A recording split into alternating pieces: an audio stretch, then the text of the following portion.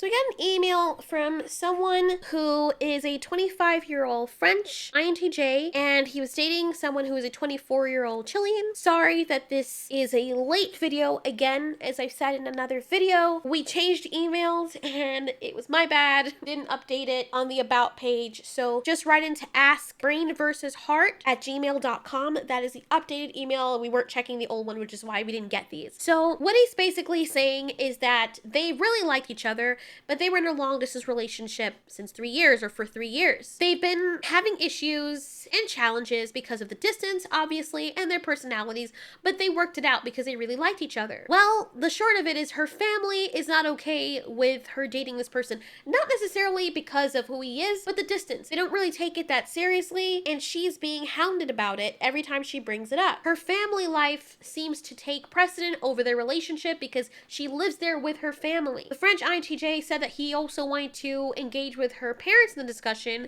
but she basically said that she needed time and distance, that she appreciated his effort to engage in the discussion with her parents, or to get her to do that. But every time she tried to let them know when they met and how much she liked this person, her family just did not support the relationship and didn't give a damn about her, which is what she said. Well, they broke up because it was just too much stress. So his question was to me, since I'm an INFP, do I believe there's hope or I can't change anything? Well, I'll tell you this. It's funny that you write in, or you wrote in, because this was a while back, because I was in that same situation. I was the INFP who was with my family.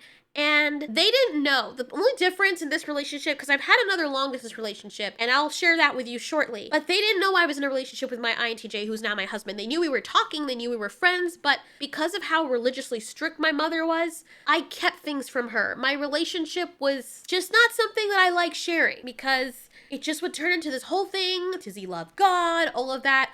I'm no longer a Christian, so it was a lot. So I kept that secret. But it was very stressful because over time my INTJ was like, I love you. I really care about you, but we can't keep doing it. It's just expensive to rent a car for a whole week and see you only every few months and then have to lie about it. Like, I want you here. And he'd let me know, where's this going? Do you really care about me? Because I saw a pretty girl today and all it made me think about was I have a girlfriend, but I can't even see her or be with her. And I realized, okay, he's right. And I was hoping this would last a year, but clearly what I was doing wasn't fast enough. So he set out a plan for me to make more money doing this other job outside and putting things together. I hid that from my parents, and over time I moved in with him. Later on, since I was out the house now, I told him, yeah, by the way, yeah, we were dating when they asked me. And then we got married, and things changed because the whole issue was I was sleeping with him and my mom called that shacking up. She got over it for a while, but the minute that we got married, everyone was, yes, great, now give us grandkids. So that's not happening, but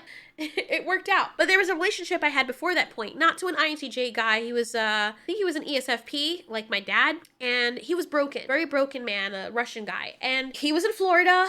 I was in like 20 hours away and we loved each other. We were so in love. We met at a conference that my dad took me to, and my uncle and dad were so mad, but I really took this person seriously and he took me seriously. And every time I would bring up his name, my family would be like, who? It's like they didn't acknowledge him. And I've had boyfriends before that they acknowledged because they were there, but they just, to them it was illegitimate. They don't believe in long distance relationships with someone that you barely know. I've only met this guy once and we dated for 2 years on the phone. They didn't think that it was serious because to them, who is this person?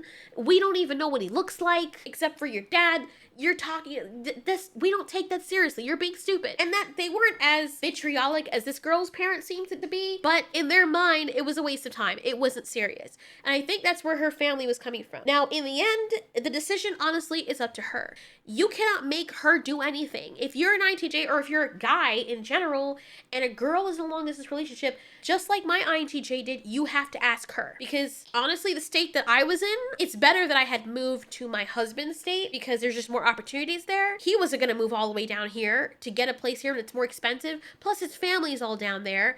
And honestly, from my culture, personally, wherever the guy goes is where the woman goes. It's just easier. So I made the decision. He asked me, what do you want to do? Where do you want this to go? And I told him. And we basically almost broke up. The both of us were crying. I mean, it was horrible. And I thought he was breaking up with me. And I got off the phone with him at first and I cried and I cried and I felt so much pain. And I know that he was sad and he thought it was over. But I also know the kind of person he was. If I say it's over or if I decide not to fight, he's not going to chase me. Not at that time anyway, where I'm many states away. And I called him back because I realized the way that he made me feel and the kind of person he was, I want to be with him. Home is wherever this man is. I just know it. I just had that feeling. I've dated guys before and I'm like, nah, I broke it off. But this man, he's different. He's different than all the rest. I love him with all my soul.